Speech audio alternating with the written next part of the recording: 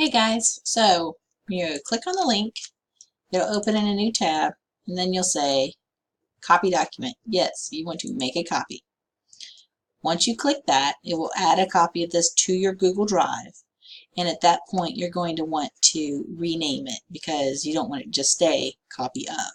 So give this some time to load because there's a lot going on in this.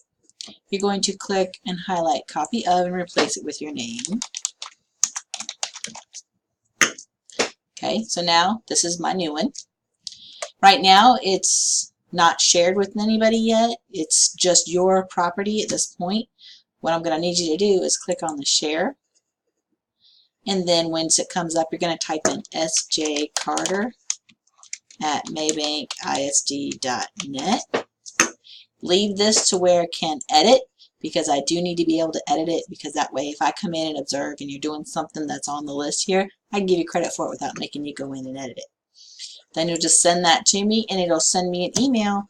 At that point, you can X that one off and you just completed your first task and you are now a bronze medalist. Can't wait to show you more fun things to do with this.